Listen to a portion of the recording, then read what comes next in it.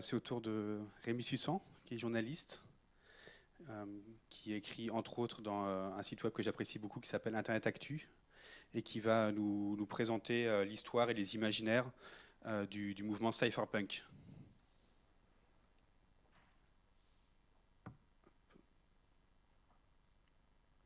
C'est avec les flèches qu'on avance sur Mac. Exactement. D'accord. Je suis Droite gauche. Donc, je vais vous parler. Pardon, merci.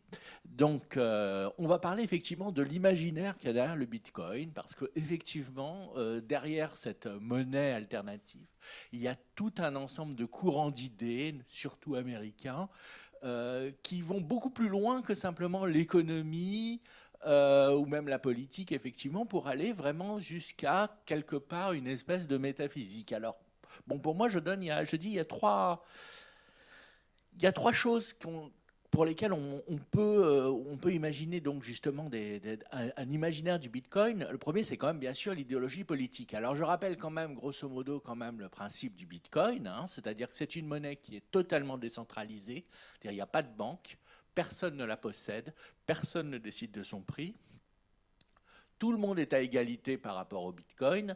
Et derrière le Bitcoin, il y a donc cette technologie qui s'appelle la blockchain, qui ne sert pas uniquement à la monnaie. Et certains imaginent qu'avec cette technologie de blockchain, que je crois on va vous expliquer dans quelques minutes, on pourra créer ce qui s'appelle des DAO, Digital Autonomous Organization, c'est-à-dire des entreprises, par exemple, qui n'auront ni patron ni employés, mais qui naîtront spontanément sur le net et effectivement sans personne à leur tête. Et certains disent, c'est Digital Autonomous Organization, ça peut être des partis politiques ou ça peut être des gouvernements. Donc effectivement, vous avez derrière l'histoire un petit peu de cette idée du Bitcoin et de la blockchain, une idéologie qui est une idéologie plus ou moins anarchiste. Mais alors anarchiste, justement, c'est une question qu'on peut se poser parce que l'anarchisme américain, je dirais, nous, quand on parle d'anarchiste, on est plutôt effectivement dans Bakounine, la propriété c'est le vol, quelque chose de très très proche effectivement de l'extrême gauche, tandis que effectivement aux États-Unis, vous avez deux courants anarchistes. Vous avez ce courant plus ou moins d'extrême gauche, etc., qui existe là-bas, et vous avez un courant qu'on peut appeler anarcho-capitaliste ou anarchiste de droite, qui dit au contraire, ce qui va permettre l'anarchisme, c'est le marché. C'est ce qu'on appelle le libertarianisme. Donc, apparemment, ce sont deux courants extrêmement opposés.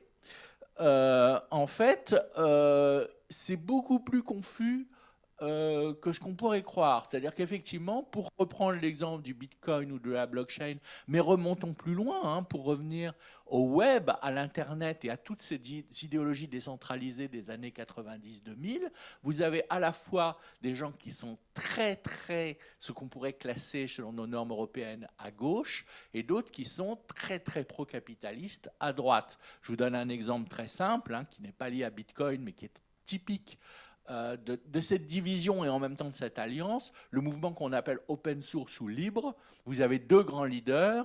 Vous avez le leader du GNU qui s'appelle Richard Stallman, qui est plutôt de la tendance anarchiste d'extrême gauche. Et vous avez l'autre qui est Eric Raymond, qui est le créateur du label Open Source, qui lui est un anarcho-capitaliste pur jus. Ils travaillent ensemble, ils s'engueulent ensemble, mais ils travaillent ensemble. Donc c'est pour vous montrer qu'effectivement c'est un mouvement qui est assez complexe. Et alors, bon, pour en revenir à au lien entre ces mouvements anarchistes et ce qu'on a appelé la contre-culture des années 60, qui était très, très, très, très importante dans ce domaine, et effectivement le Bitcoin, etc., je vais vous parler tout d'abord d'un livre qui est sorti en 73, qui s'appelle Illuminatus, qui est un grand classique de la contre-culture américaine, qui, comme beaucoup de ces grands classiques de la contre-culture américaine, a été pas ou peu traduit en français. Hein. C'est-à-dire qu'il y a eu une tentative de traduction en français et la boîte a cessé d'exister au moment même où il sortait le deuxième volume. Donc il y a une espèce de malédiction comme ça en France pour certains ouvrages. Alors Illuminatus, à la base, c'est une parodie des théories de la conspiration. Alors je vous rappelle, hein, sorti en 73. Pour vous dire, tout le monde parle aujourd'hui des théories de la conspiration, etc. 73, il y a déjà une parodie des théories de la conspiration. C'est vous dire qu'il y avait déjà des théories de la conspiration. Mais il y a surtout quelque chose, il y a surtout un personnage qui est important dans Illuminatus, qui est un certain Akbar Selim, qui est une espèce de pirate qui vit dans un sous-marin jaune naturellement. Nous sommes toujours dans la fin des années 60, et qui donc possède sur lui une carte de visite d'ailleurs. Alors il y a une carte de visite avec marqué sur un côté la propriété c'est le vol, et quand vous retournez la carte de visite, il y a écrit la propriété c'est la liberté. Et on retrouve effectivement, vous voyez, et alors il donne la carte de visite à qui il a envie en donnant le côté qu'il a envie. C'est pour vous dire effectivement à quel point les choses sont ambiguës. Mais surtout, Akbar Selim est le prototype. Et c'est là qu'on va retrouver notre monde du Bitcoin et du blockchain et du web. Et le prototype 73, je vous le répète, c'est-à-dire une époque où les ordinateurs étaient des gros meubles qui souvent n'avaient même pas d'écran, mais qui agissaient par l'intermédiaire d'imprimantes, c'est le prototype du hacker. C'est-à-dire que c'est un savant fou qui effectivement veut promouvoir l'anarchisme en utilisant à fond la technologie. Donc c'est déjà l'un des premiers effectivement représentants de ce qui va devenir ensuite, bien des années après, les hackers. Alors cette idéologie un petit peu anarchiste, même franchement anarchiste, qui traverse tous ces mouvements-là, elle trouve souvent son exemple pas tant dans les communes anarchistes qu'on connaît, nous en Europe, mais plutôt dans ce qu'on appelait les sociétés pirates. Alors il y a je ne sais pas si c'est vrai ou si c'est une légende, hein, mais enfin, il est dit que sur l'île de la Tortue, quand les pirates vivaient et se réfugiaient sur l'île de la Tortue entre deux pillages, effectivement, c'était une société anarchiste, il n'y avait pas de chef, c'était la pure liberté, etc. Vous avez un auteur beatnik qui s'appelle William Burroughs, qui a écrit un livre qui s'appelle Les Cités de la Nuit écarlate, qui est sur ces utopies pirates. Vous avez aussi quelqu'un qui a été très influencé par ça, qui s'appelle Hakim Bey, qui c'est pas son vrai nom c'est Peter Lamborn Wilson, et qui aussi a écrit sur ce qu'on appelle les zones d'autonomie temporaire, qui est effectivement l'idée d'une société anarchiste spontanée, etc. Bon, beaucoup de gens disent que Hakim Bey, Peter Lamborn Wilson, serait par exemple à l'origine de quelque chose dont vous avez peut-être entendu parler, qui est le Burning Man. Je ne sais pas si vous avez entendu parler de cette espèce de festival qui a lieu tous les ans dans le désert en Arizona. Alors, là, je vais vous parler d'un texte qui n'est pas très connu, mais qui montre très bien comment s'est cristallisé un petit peu tout cet imaginaire autour des pirates et de la technologie. C'est un texte qui est sorti dans cette revue qui s'appelle Sémiotexte SF, qui était un magazine, une espèce de magazine de science-fiction et d'écriture d'avant-garde dans les années 90. La version SF, alors surprise, qui a dirigé la sortie de ce numéro, c'est Wilson Robert Anton, dont je viens de vous parler dans Illuminatus, et Wilson Peter Lamborn, alias Hakim Bey. Donc vous voyez déjà qu'on est toujours dans le même milieu. Et il y a une petite nouvelle anonyme qui s'appelle Visite pour Watson, dont on ne connaît, donc anonyme, on ne connaît pas l'auteur. Moi, je soupçonne que c'est de Robert Anton Wilson, mais c'est un pur soupçon de ma part. Et là aussi encore, on voit une société anarchiste. Mais cette société anarchiste, comment elle vit ? Elle vit pas, je dirais, en trayant des chèvres. Non, au contraire, elle vit en se reposant sur le piratage systématique du système bancaire, électronique international, et la monnaie qui est utilisée est purement électronique. Donc on voit toutes ces idées-là déjà. Il y a cette idée dans certains courants anarchistes américains, tous ces textes datent donc des années 70-80, début des années 90, avant le web, cette idée en fait d'un anarchisme électronique, en fait, et d'un anarchisme futuriste. Alors, effectivement, donc, on revient petit à petit, et c'est un peu ma deuxième idée, c'est-à-dire qu'en fait, c'est pas seulement la politique, effectivement, derrière l'idée de la blockchain et de Bitcoin, il y a aussi une idée qui est une espèce de futurisme extrême lié au mouvement qu'on appelle transhumaniste. Alors, vous avez sans doute beaucoup entendu parler du transhumanisme. Bon, aujourd'hui, c'est devenu un sujet un peu bateau et un peu bâtard, c'est la fusion homme-machine, les data, etc. À l'époque, dans les années 90, quand il y avait dans les premières listes de discussions transhumanistes, on discutait de beaucoup de choses et on discutait notamment d'économie. Hein. Alors, vous avez un exemple. Alors, Charles Stross, qui est un très bon auteur de science-fiction, a écrit un livre qui s'appelle Accelerando, où il dit franchement s'être inspiré des discussions de ces mailing lists transhumanistes des années 90, notamment une liste qui s'appelait la liste extropienne. Et Accelerando raconte l'histoire d'un homme qui effectivement vit toujours avec 10 ans d'avance sur tout le monde. Et notamment, il a créé 16 000 entreprises. Alors, créer 16 000 entreprises, on fait comment? Naturellement, ce sont des entreprises robotisées qui sont toutes en communication les unes avec les autres et qui échangent de l'argent un petit peu comme vous montriez tout à l'heure dans la vidéo, en le créant plus ou moins. Enfin bon, on préfère ne même pas imaginer comment cet argent se produit. Mais effectivement, un système comme ça, automatisé d'économie. Donc Charles Stross s'est inspiré. Charles Stross qui déteste le Bitcoin, je tiens à vous le dire d'ailleurs, parce qu'on a l'impression qu'il est fan, mais en fait il a dit c'est du vol d'électricité, c'est un scandale. Mais enfin bon. Donc a écrit ce livre en s'inspirant des discussions sur une liste qui s'appelait la liste extropienne. Qui était donc une des premières listes transhumanistes, très fortement anarcho-capitaliste. Et dans les années 90, dans cette liste, on discutait bien sûr pas du Bitcoin et de la blockchain, hein, puisque c'était pas encore le sujet. Mais on discutait déjà de quelque chose qu'ils appelaient le smart contract, dont vous entendrez certainement parler souvent au cours et peut-être tout à l'heure. Je ne sais pas si... Non, bon. La semaine prochaine, c'est le smart contract, voilà. La semaine suivante. Bon, enfin bref. Le smart contract, c'est en fait un contrat, je résume, effectué entre deux logiciels, entre deux intelligences artificielles, ou pas si intelligentes que ça d'ailleurs, mais artificielles en tout cas. Et donc on en discutait beaucoup, et de son créateur qui s'appelle Nick Szabo, qui est donc l'inventeur des smart contracts. Je pense que je ne serais pas étonné que Szabo lui-même était membre de cette liste de discussion, bien que je n'ai jamais vu ses posts, mais enfin, il était très apprécié. Ce qu'il faut savoir, parce que, bon, là, je vous donne des trucs historiques, on se dit, bon, il y a un lien idéologique, peut-être intéressant et tout, mais que là, le lien est direct, parce que l'un des membres les plus actifs de cette liste de discussions extropiennes s'appelait Hal Finney.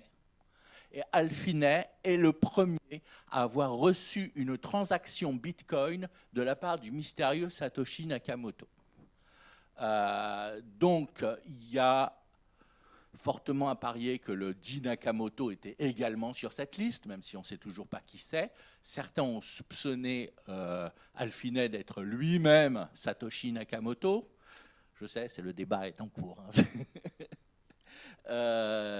Donc Hal Finney, par contre, ne nous dira jamais la vérité puisqu'il est décédé il y a quelques années.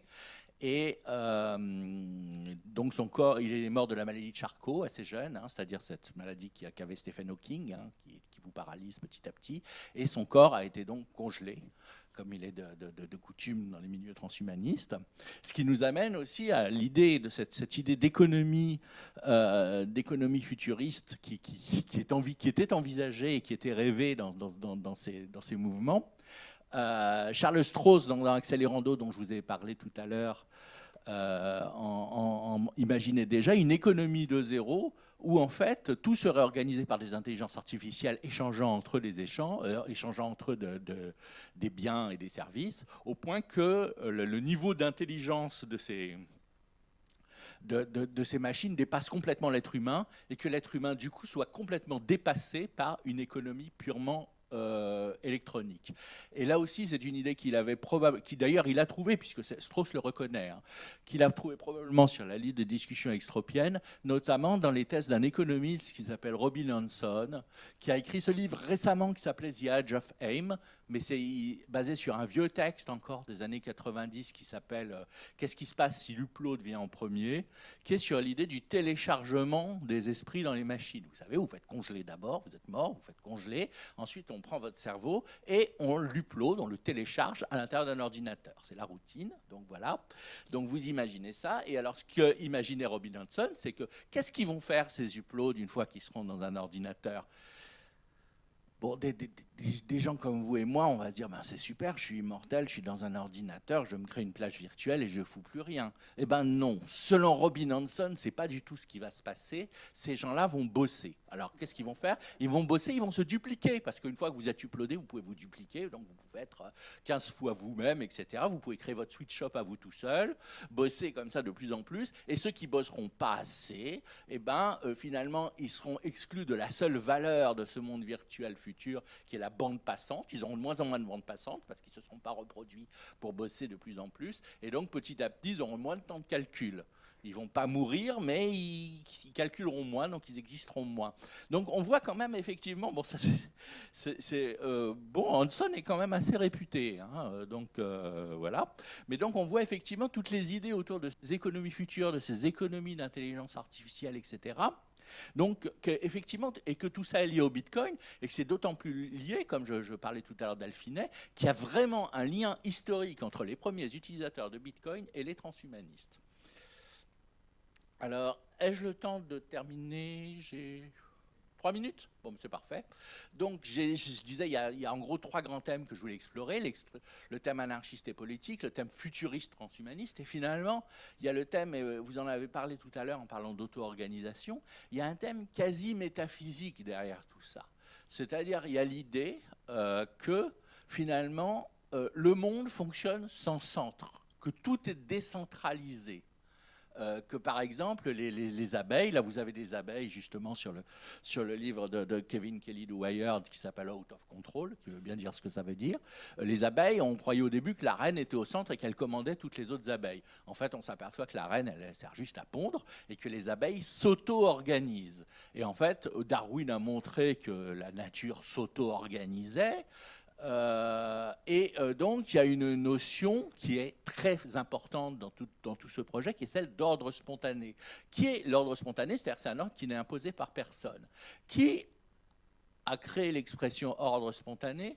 C'est un économiste qui s'appelle Friedrich Hayek, qui est le théoricien du néolibéralisme et du libertarianisme. C'est vous dire encore à quel point on se dit, est-ce qu'on a affaire à des anarchistes? Est-ce qu'on a affaire à des ultralibéraux? C'est quelque chose qui est toujours extrêmement...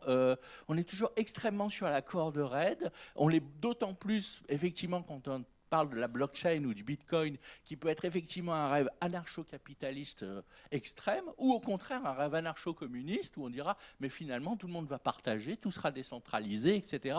Et c'est pour montrer effectivement qu'il y a toujours une ambiguïté entre ces deux courants, qui ont l'air très opposés, et qui le sont effectivement par bien des côtés, mais qui en même temps partagent un certain nombre de valeurs qui sont proches. Voilà, donc... voilà, donc ça mérite réflexion, c'est le moins qu'on puisse dire. Merci beaucoup, Rémi.